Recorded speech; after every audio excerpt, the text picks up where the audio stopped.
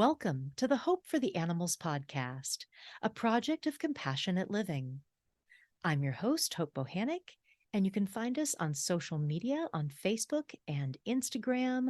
Come and engage and share a podcast post.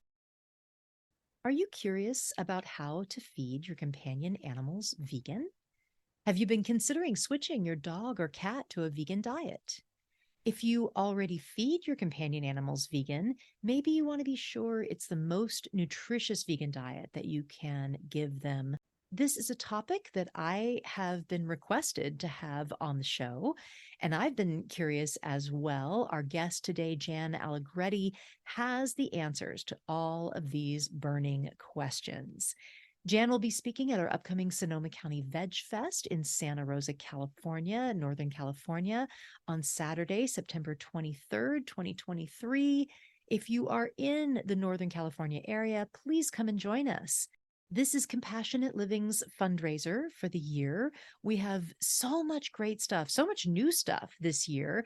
9 food vendors serving meals, a full day of cooking demos and speakers and music, and the kids area is back. We've got a puppet show going on all day. It's going to be lots of fun. If you're not in the Northern California area, I'm sorry, but this is generally getting to be Veg Fest season. So check with your local area. There may be a Veg Fest near you.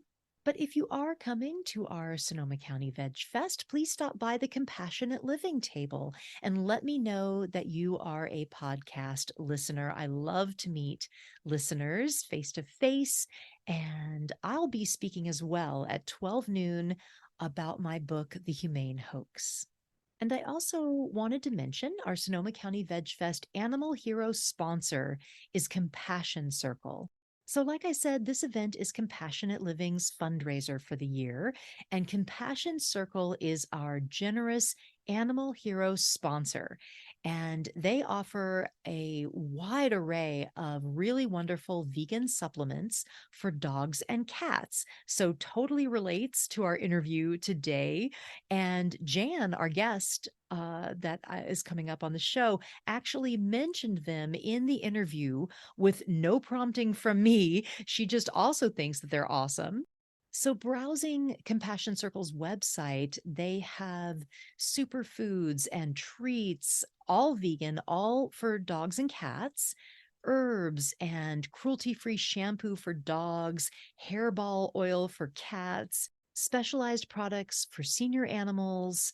They even have a sweet potato chew toy. It looks like a rawhide toy, but of course it's vegan. It's dehydrated sweet potatoes. There's coconut bacon treats. It all actually sounds really good to me, you know. So be sure to check them out. I will have a link to their website in the show notes. It's just compassioncircle.com. Okay, so I hope to see you at the Sonoma County Veg Fest on the 23rd if you're around. This was such an interesting interview. I really learned a lot.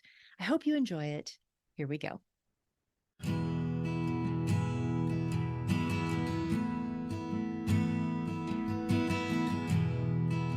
All right, so I would like to welcome to the podcast Jan Allegretti.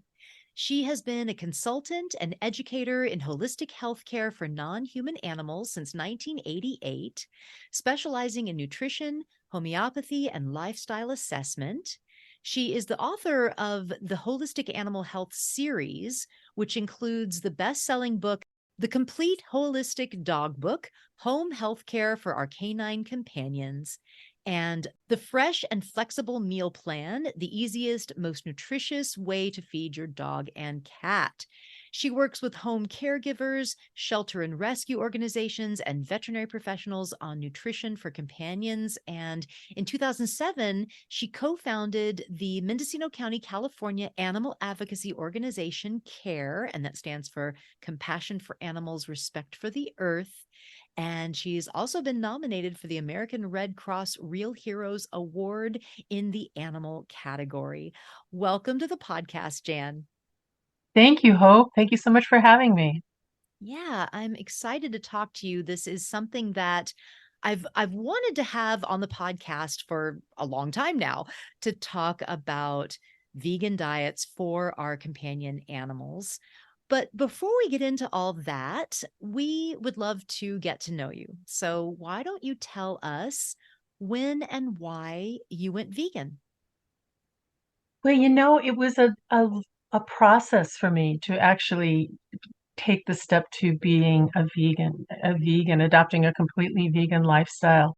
I was raised eating lots and lots of bloody red meat. I am Yeah, really weren't sad we to all? say. Yeah. Yeah, yeah. And it was a lot of it, and a meal wasn't complete without it. And so I kept moving the line, though, about what I was and was not willing to eat. And when I look back, I know now that they're just artificial, arbitrary boundaries. I mean, for a while, I was eating red meat and chicken and fish all the time, but I wouldn't eat meat that had been hunted.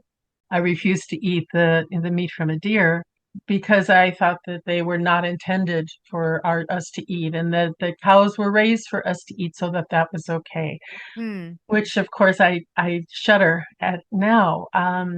And then I got to a point where stopped bringing meat into my home. But if I was out at a restaurant or dining at someone else's home, then I would eat whatever was there.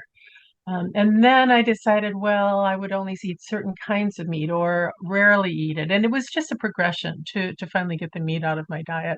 Actually, a turning point for me was I was working with a mare who died shortly after giving birth to a foal. Hmm. And immediately afterward, in fact, and so that I had to actually milk the colostrum from her udders after she was dead so that we had that to give to her foal, who Oh. really, really needed that. And that was such a challenge. And then taking care of that foal, finding a foster mare to take care of him. So around the same time, my cat was hit by a car, Oh.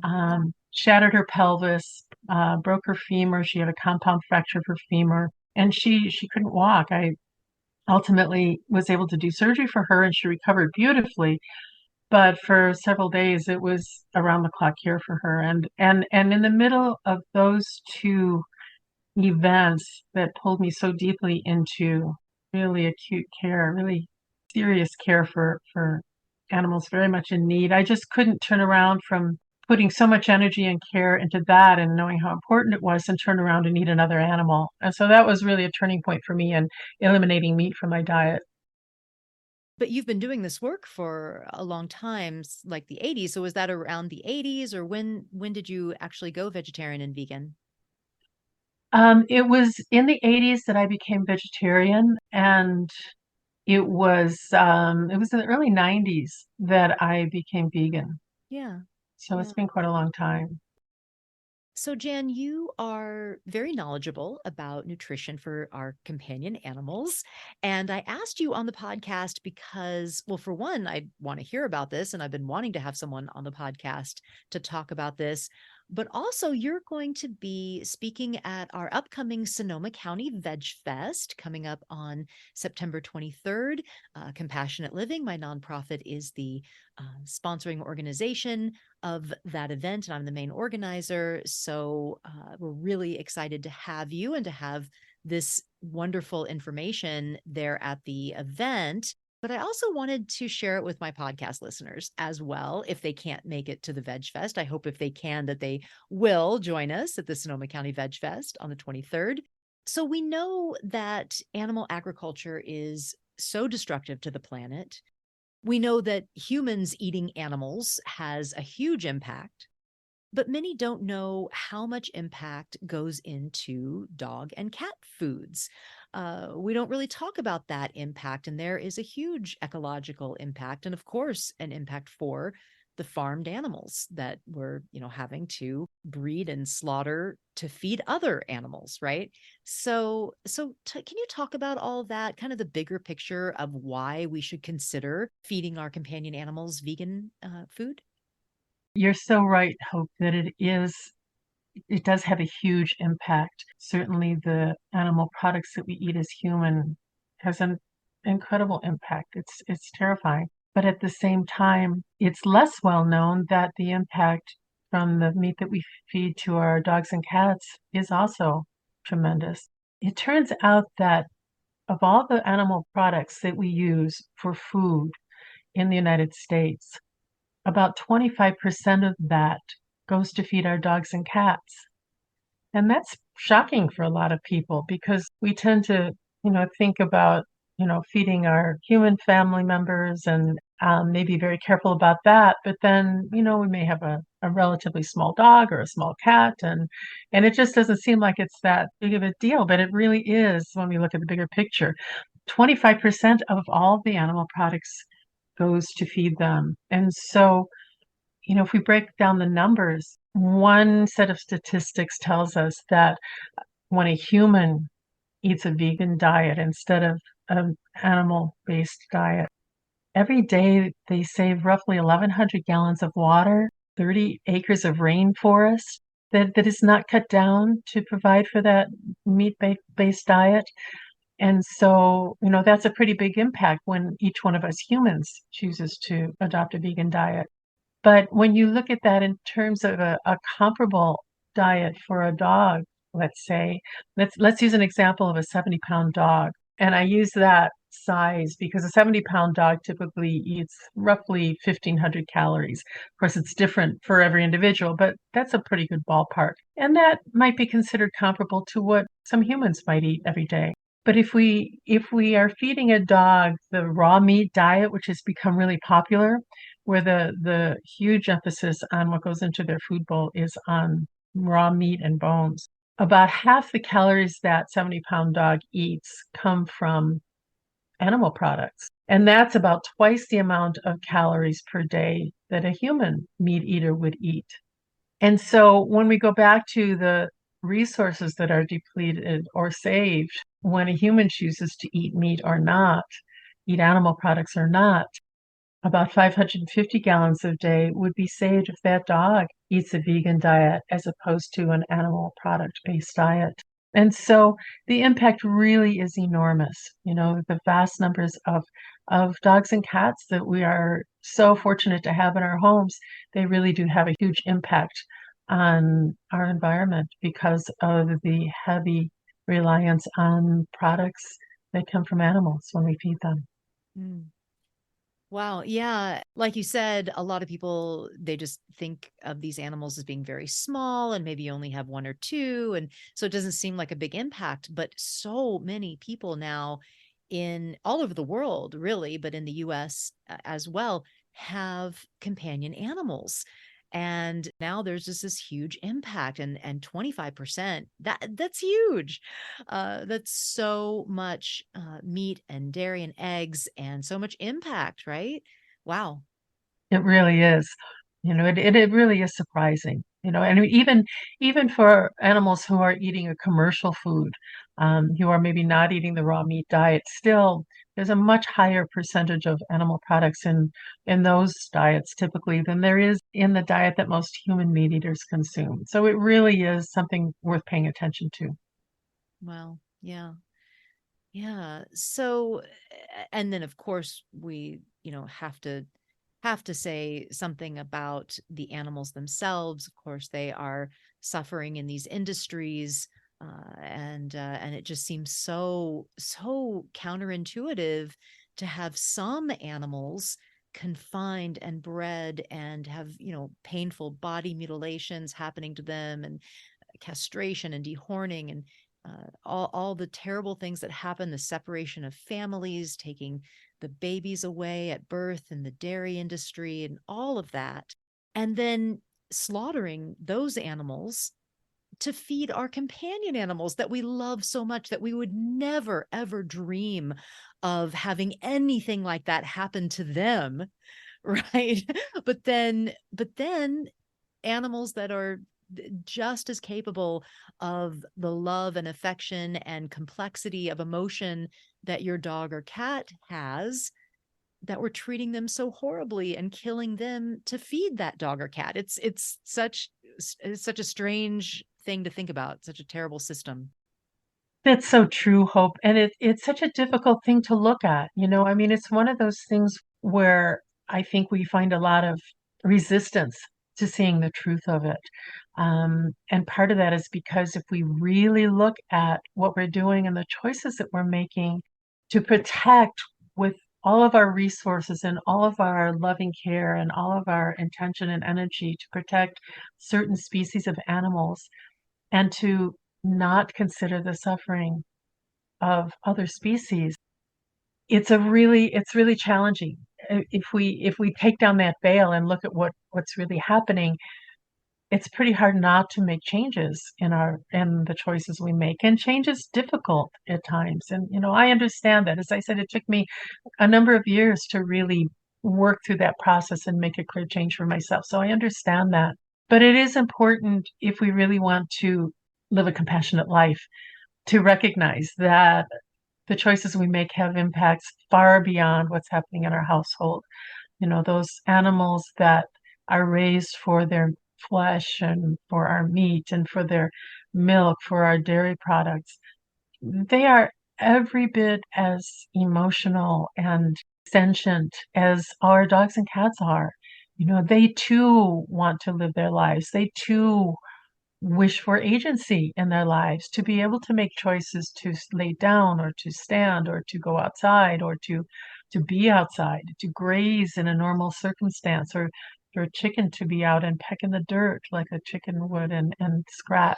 When we take a baby away from her mother so that we can have the milk, they cry for each other. They call. They're devastated. It's traumatic for them. And so it's hard to talk about these things because people who are sensitive, and I'm sure everybody listening to your podcast, Hope, is somebody who is really sensitive, caring person. And it's difficult to look at those things, but it's the reality of it. And the more we're able to really look at those things and make the decisions that we make based on that understanding, I think we all just feel a little bit better, and we can do more to bring more kindness to everybody in the world. Yeah, so true. Really, really important. And so, as caring people and sensitive people, we feel that we want to do the most we can, the best we can. And one way that we can do that is extending our compassion and our veganism to what we feed our companion animals. So maybe let's start with dogs, because dogs are easier, right? Dogs are omnivores like us, so they can be vegan a bit easier. So I'd love to hear, how is it that we can feed dogs vegan? You're right, Hope. Dogs are really quite easy to transition to a vegan diet. And that's really surprising for a lot of people, understandably. We think of our dogs as descendants of wolves, which they generally are, but they're not wolves. If you think about, I like to think about in terms of comparison. If you envision a wolf, and the beautiful picture that comes to mind of a wolf roaming through the forest and the power and the size and all that represents. And then you think of, let's say, a little dachshund sitting on your couch in your house, you know? I mean, this is not the same creature. This is not the same being, the same Yeah, energy, the same body type. So much is yeah, different. yeah. And their needs have changed as well. We can even see it in terms of something as simple as their ability to digest, let's say, carbohydrates. A lot of people are worried about humans eating a lot of carbohydrates, let alone our dogs, right? But the truth is that there's really good evidence here of how much dogs have changed in comparison to their wolf ancestors. When we look at the DNA of wolves and the DNA of our dogs, we can see a real clear difference in their ability to digest carbohydrates. There is a gene that dogs and cats and humans and many other species have that helps our bodies create an enzyme called amylase, which plays an important role in the way our bodies digest carbohydrates. Dogs have developed a far greater ability to digest starches. In their DNA, our dogs have between 4 and 30 copies of that same gene that codes for the production of amylase. And so they're essentially somewhere between 2 and 15 times as capable of digesting starches than their wolf ancestors were. Hmm. And so, I mean, it makes sense when you think about it because wolves have been hanging out with humans for tens of thousands of years. They've been with us since we began farming and raising grains and crops that are higher carbohydrate foods. And so, as they were living with us throughout these many, many years, their systems evolved to eat the same foods we eat. And so it makes sense that they are quite capable of eating foods similar to the ones that we eat. So that alone is evidence of the idea that they don't need to rely heavily on meat. In fact, they don't really need to rely on it at all. We find that our dogs can do very well on a vegan diet. And would you say that if someone is eating all vegan, then just them having like food scraps or the same food that we're eating, is that good enough or they need something different? You know what, Hope? I believe that that's the best way to feed them, not just food scraps, but to share our meals with them. Right, that's what I mean. I don't mean, Yeah, throw them the yeah. scraps, but Okay, no, no, no, no, no, I see what you but didn't. having them eat the same thing you're eating, I guess. Exactly right. Huh. I mean, if we're eating basically a healthy diet, following the principles of good, healthy nutrition, minimally processed foods, fresh, whole foods, lots of fruits and vegetables, lots of variety, that, to my mind, is the best way to feed our dogs and cats. It's not what anybody reads in any textbooks or ads or what even most veterinarians are teaching. But I've been talking about that approach for quite a while now, and more veterinarians are seeing that it is an approach to feeding that makes a lot of sense. And they're beginning to do that and getting great results. Yeah, well, we can't look to our traditional mainstream medical establishments. They're not going to refer us as humans to the best diet, which would be vegan. I mean, some are, and it's getting better, but that's not really the widespread recommendation at this time. I think that the science is there, of course, that shows that it's the best, but they feel like, oh, well, people aren't going to do that. And of course, we know that medical doctors get very little nutrition information and nutrition education. So I assume it's the same for vets. Probably you don't get that kind of nutrition information, and there's not a lot of information out there about vegan diets. And so yeah, I think that we have to look for other sources for this information, like your books and people that have done this research, extensively, rather than just your local vet, because they may not know, right? That's exactly right. I've taught a number of classes at veterinary conferences, and I've talked to a lot of veterinarians about this approach. And they tell me again and again, nutrition education is really, really minimal in the veterinary community as it is in the human medical community. And which is really tragic because I mean, in my experience, after a really good, loving, safe, minimally stressful home, the diet is the single most important thing that we can do to keep our companion animals healthy, any Yeah. animal healthy. Yeah. So it's unfortunate. You mentioned the growing body of research available now that identify the health benefits for humans eating a vegan diet. So much of that can be extrapolated to our dogs and cats as well. I mean, the health benefits are really important and profound, and it's clear, it makes sense. So many of the people that I talk to, again, the veterinarians who have, particularly those who have been practicing a long time, when I talk to them about a vegan diet, they often say things like, I've been practicing a long time and I've been really concerned because I'm seeing a lot more incidents of cancers, of degenerative diseases, animals who just aren't thriving into older age like they used to. And they often say that it's been troubling, but it's hard to pinpoint a reason why. But when we talk about the impact of a vegan diet or the impact of a diet based on meat and dairy and eggs, it makes perfect sense. So just like humans, now we know that when we're eating this heavy meat diet, that these chronic degenerative diseases appear, like cancers and diabetes and things like that.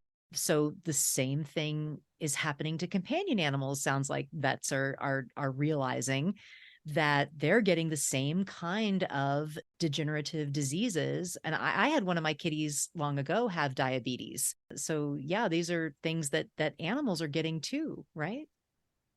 That's exactly right. And those are the kinds of things that a lot of these veterinarians are concerned about. It's one thing to have these animals come in and they do their best to treat them, but why is it happening and why is it getting worse? Mm. But it seems so clear to me when we look at the difference in what we're actually consuming when we eat plants versus animals. We know there's plenty of evidence now, as you say, that humans generally do better when they eat fewer animal products and even better when they eat none. It seems that there's a relationship between higher incidences of those diseases and simply the consumption of animal protein. But there's another issue that I think is much easier to identify that I am convinced has to be a big factor. And that is the toxic load that we consume when we eat animal products. We live in such a toxic world now. Industrial chemicals are everywhere. Even if you're eating a completely organic diet, you're consuming toxic chemicals simply because of the environment we live in. These chemicals are in our soil, they're in our water, they're in the air we breathe, and it's everywhere around the globe.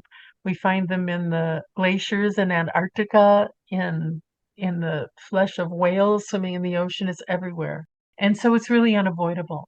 But what's really significant is that the higher up the food chain we eat, the greater the toxic load becomes. And that's because of the process of bioaccumulation. There's a study that was released in January of 2023 that was conducted by the Environmental Working Group. And they looked at testing results from fresh water sources throughout the continental United States, rivers and streams and lakes. And they were looking for toxic chemicals, in particular the PFAS, we call them.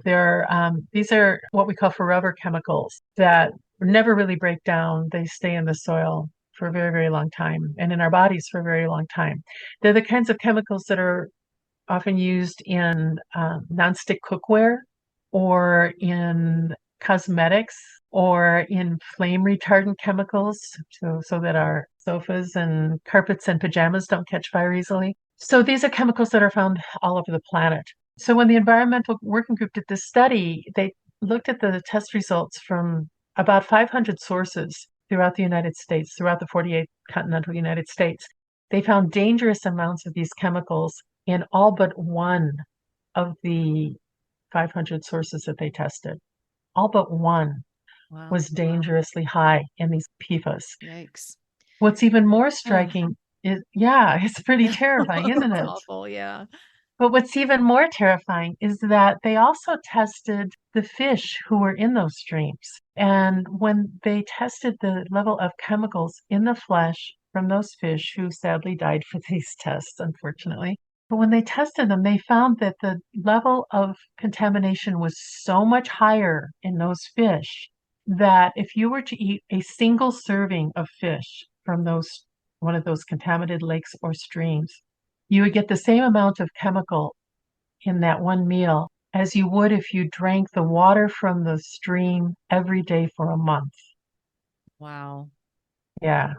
And so, when we think about the toxic exposure we have just from living in a contaminated world, it's kind of terrifying Yeah. but it's kind of unavoidable. But when we think about the choice to eat food that comes from an animal where the amount of toxic chemical in that flesh or that milk or that egg is exponentially higher, it seems to me that it becomes a clear choice that we really want to avoid those as much as we possibly can. And I also think it really points to a very clear explanation of why our dogs and cats are getting sicker, younger, more severely ill than they were 30 years ago, perhaps. Hmm. So it's a really important factor. And we see it too when we change from a meat-based diet to a plant-based diet, many health conditions improve, not just in humans, but in our dogs and cats as well. We're seeing that more and more as we're applying these principles to them. It really does make a big difference. Yeah. Yeah. It's an important thing to talk about because I think many people think that you switch a dog or cat to a vegan diet and it's like, well, yeah, they can survive on that. It's not like going to be the best, but they can survive on it. No, they can be healthier. They can thrive on a vegan diet, is kind of what you're saying. Yeah. Absolutely. It's exactly what I'm saying. I've been feeding this way for my own non-human family members, for myself as well as for them, for a very, very long time. And so I've become a believer in it. I've been recommending it to clients as well for quite a long time. And I see improvements in their health as a result. But after spending the time doing additional research and writing about it for this book that I released recently, and just spending more time focusing on it, I just have a really hard time recommending anything other than a home prepared vegan diet for any of the companions who are in the care of clients who call me, because I know how sick we're making them and ourselves when we eat the flesh of other species. It's Well, just not a healthy thing for any of us. yeah. So we talked about dogs. I want to talk about cats because, of course, cats are different than dogs. They're obligate carnivores. And so, it kind of brings up a more challenging situation, perhaps. So what are the challenges and the benefits of feeding cats vegan? You're right, Hope. They are true carnivores. And so that, in theory anyway, poses a bit of a dilemma, doesn't it? Yeah. But it's not, it's one we can really address and overcome. As far as the benefits go, they're exactly the same as what we've been talking about for our dogs. I mean, there's the obvious environmental and ethical benefits of switching pets to a vegan diet, and the health benefits in terms of reducing the toxic load that we find is so much higher in foods that come from other species of animals. But we do need to be very careful with cats because as carnivores, there are things that they need to get in their diet. There are nutrients they need from their diet that can only come from animal products or supplements. Fortunately, all the things that a cat needs that might be missing in a plant-based diet can be provided through supplements. We like to say that cats need certain nutrients, but not necessarily certain ingredients. And that simply means that there are nutrients that they need to have that are very difficult to find on a plant-based diet, but through supplementation, we can provide those. Hmm. So it is necessary. And I do want to stress that it is essential to provide supplements to a cat on a vegan diet, but it is really quite easy to do that. In fact, there is a company called Compassion Circle that makes supplements specifically for vegan dogs and cats. And Yeah, so they're actually the sponsor, one of the animal hero sponsors of the Veg Fest, of our Sonoma County Veg Fest. So wonderful to give a shout out to Compassion Circle.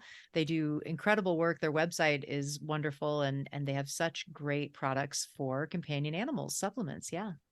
they do a great job, and they're very, very thorough. They've done a great deal of research. And in fact, they recently, a couple of years ago, updated their products based on new research that's become available. And so they make it really easy.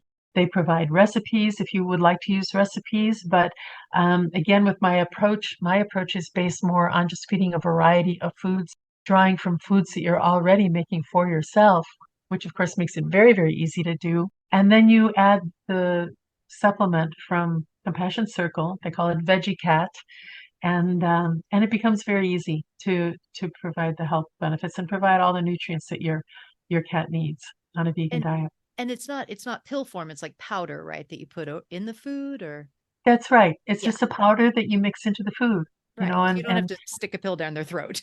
no, no, no, no, no, no, nothing like that. No, Yeah. and it's actually pretty tasty. They seem to like it, and they make it very easy. They provide guidelines for the recipes that they offer, and also for based on the amount of food that they're eating. In fact, those guidelines are in my book as well, so that you can have those handy to feed along with your vegan meals. Great. And the book you're referring to is the Fresh and Flexible Meal Plan one, right? That's correct. Yeah. Yeah. Okay. Okay. Yeah. And I'm gonna ask because I can feel the questions from the audience, and I think this is a question that some would have is well, if I don't have the time to provide the meals and we're whatever traveling or we're eating out or whatever, what is there one of the packaged vegan foods that you would recommend out there? Well, I have two answers to that, actually.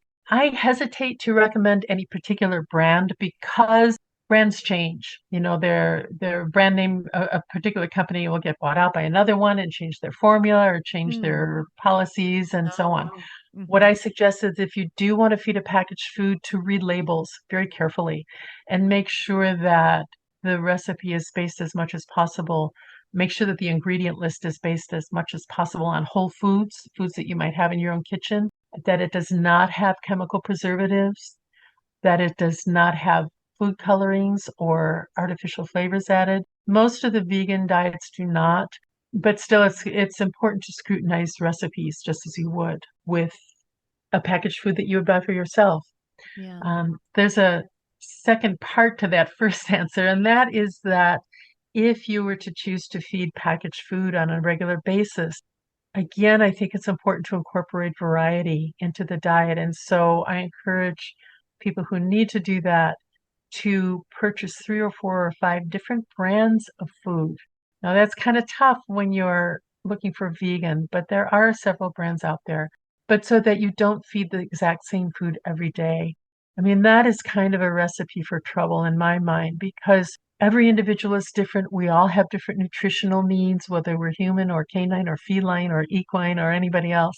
And so when you feed a packaged food, even if it's formulated by a veterinary nutritionist, even if it meets all the AFCO guidelines for veterinary nutrition, it may not be exactly right for your dog or your cat. And so the only way to protect against deficiencies or excesses of certain nutrients is to feed a variety of foods. And so even on a diet based on packaged foods, you can do that to some degree by purchasing a few different brands of food and rotating on those. Mm. What I suggest, though, is that feeding home prepared food doesn't have to be time consuming. It doesn't have to be a lot of work. You don't even need a separate grocery list. If you adapt your own diet, the foods that you're making for yourself already to feed your dog or cat, you simply need to make a little extra of whatever you're cooking. There are some limitations, very few, but there are some. But for the most part, the foods that you're making for yourself, you can just make a little bit more and share those with your non-human animals. Okay. And even if you're traveling and you're eating out, the same principles apply. If you're going to a food bar at Whole Foods or something, grab an extra cardboard box and make up a meal for your dog or your cat. So Yeah, they can have restaurant to go food as well. sure. And you want to be careful about real salty foods or real spicy Right. foods or Sure. fried foods, you know, common sense kinds of things. But sure, if you're buying a reasonably healthy meal for yourself, just buy a little extra. Okay. Okay. Again, there are some limitations, and we should probably mention those. In general, chocolate is a bad idea. Grapes and raisins, Wait, chocolate, did you say? yes, Oh, it's good to avoid chocolate. Okay. Right, right, right. I think chocolate. I knew that. Yeah. Yeah, yeah, chocolate can be toxic. Mm. Grapes and raisins, we think may be a problem. There's been some research that has come out in recent years that has called that into question, but we're not sure yet. So it's easier to just avoid grapes and raisins because they can cause some health problems. Onions are a problem for cats. Cats do not handle onions well, so those should be avoided. Huh.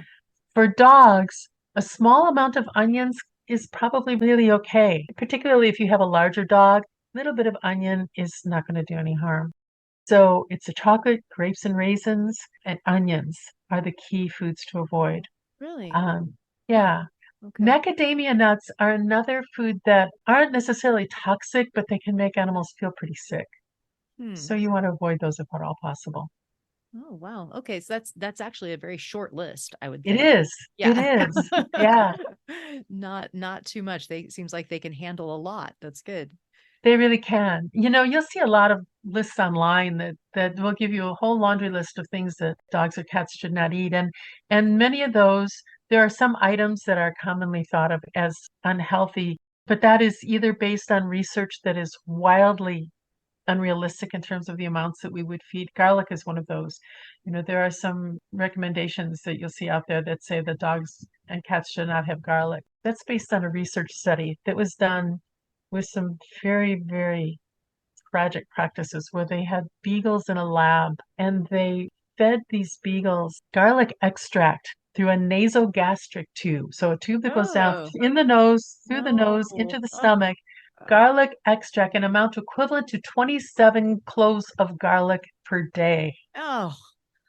Well, of course they And had a bad reaction. well, yes, yes, lo and behold, the dogs got sick. And that study was released, and some people writing widely publicized articles wrote about how this garlic made the beagles sick. And so that became a expectation that garlic is not good for our dogs. Well, that's not true. Garlic in a reasonable amount is perfectly fine. In fact, it has the same health benefits that it has for us. In fact, I often recommend it as a way to help control fleas and ticks, to add a little Mhm. garlic and nutritional yeast to the diet. So that's one example. Many sites say that avocados are unhealthy.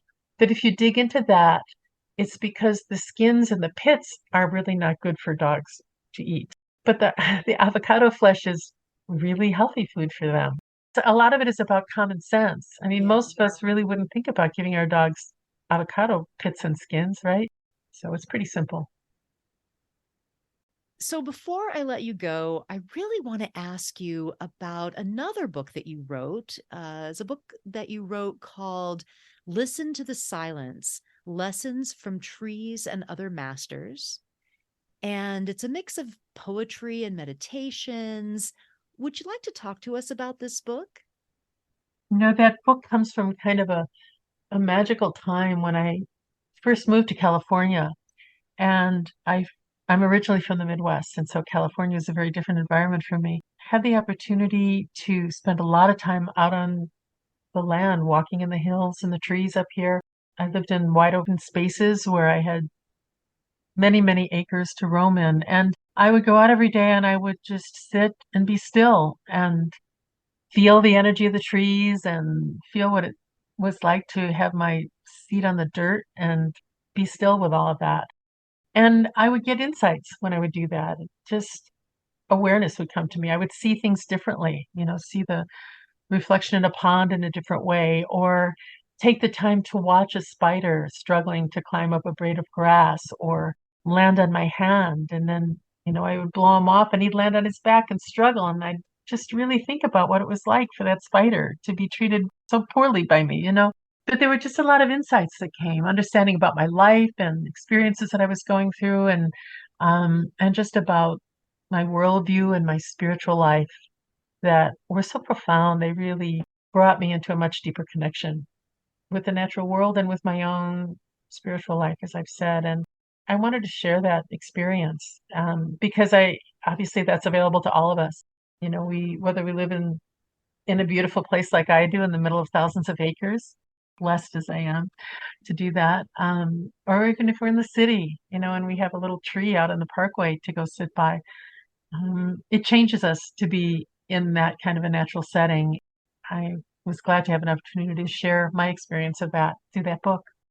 Well, we will definitely put a link to that book and all your books in the show notes so people can check it out if they'd like to. It sounds like a wonderful, lovely, meditative read. So I would love to check that one out.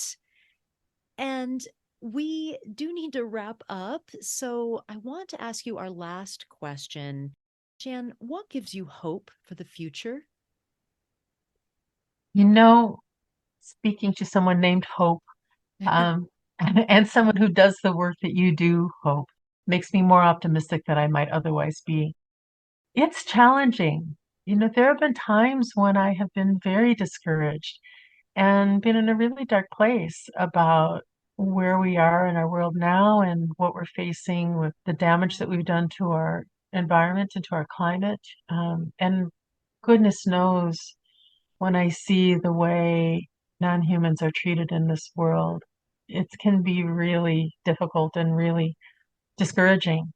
But inevitably, when I'm in a place like that, I seem to find myself face to face with a dog or a cat or a lizard or the trees around me. And that's what sustains me. That's what gives me hope because I get life energy from all of them.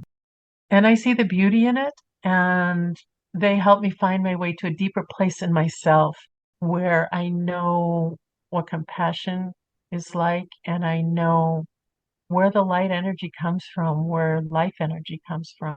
So for me to connect with other species and the earth itself, that's where I get my hope and my strength and my trust that there is a better way through all this and that we will find our way through all this one way or another. It's through finding the love in other humans and other non-humans as well that at least teaches me that we keep doing what we're doing and doing the work that we can, the best that we can, and the rest will take us wherever it needs to take us. Beautifully said. Thank you so much, Jan. And such great information about extending that love of animals to our companion animals and feeding them well, feeding them healthy, and protecting other animals, farmed animals, by feeding our companions vegan. And if you want to learn more, of course, join us at the Sonoma County Veg Fest. Jan will be speaking at our Veg Fest on September 23rd. And you'll have a table there as well, right, throughout the day? That's right. I'll be there all day. And I would love to chat with some visitors who've heard this today and get to know them a little bit and answer questions. Great, great. Yeah, so please come and join us. Find Jan either at her table or at her presentation. You can ask questions. And if you aren't able to make it to our Veg Fest, if you're not in the area, Jan has amazing books on this subject. And so we will put a link to her books and her website in the show notes. Jan, thank you so much for being on the podcast. Thank you, Hope. And thank you so much for all the really, really valuable work that you do. It's really inspiring and encouraging to see it. Thanks so much.